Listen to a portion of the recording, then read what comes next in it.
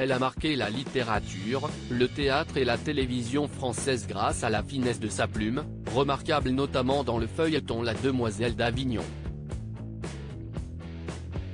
Frédérique Hébrard est morte, rejoignant son cher mari Louis Yvel, disparu au mois de février dernier.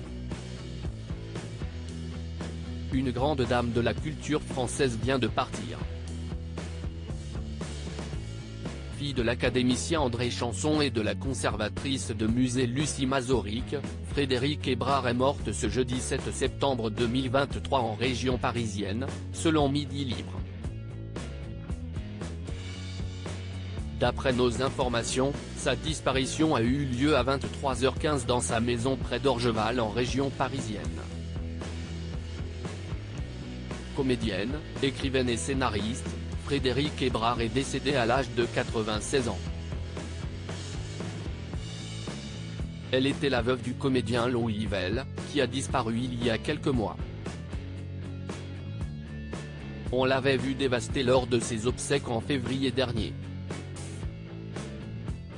Née à Nîmes en 1927, Frédérique Hébrard a cumulé une œuvre riche et variée, jouant sur plusieurs registres, les romans, les récits autobiographiques, le théâtre et bien sûr les scénarios, indique le quotidien Midi Libre. Avec Louis Yvel, qu'elle avait épousé en 1949 après leur rencontre au conservatoire, elle avait connu la reconnaissance publique avec la série télévisée La Demoiselle d'Avignon. Dans cette œuvre, son éternel fiancé incarnait un diplomate passionné d'archéologie, tombant amoureux d'une princesse interprétée par Marthe Keller.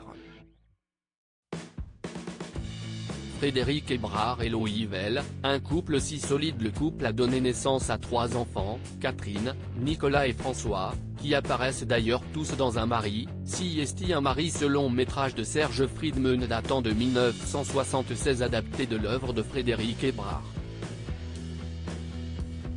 En 1990, Louis Yvel, sa femme et leur fils François ont fait des éclats sur la deuxième chaîne, à l'époque Antenne 2.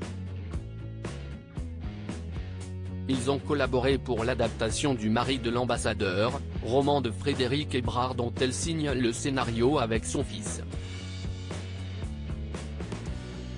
Le comédien jouait lui le premier rôle de ce feuilleton télévisé, nommé Aux 7 d'or, qui raconte l'histoire d'amour entre une grande avocate et Pierre-Baptiste Lambert, brillant chercheur à l'Institut Pasteur. Très unis et complices, Frédérique Hébrard et Louis Yvel avaient participé à l'émission Vivement Dimanche en 2014 face à l'incontournable Michel Drucker. Une prestation qui coïncidait avec leurs noces de lilas. Désormais réunis au paradis, leur mot parisien en 2016, « Nous sommes un vieux couple joyeux », résonne encore plus fort.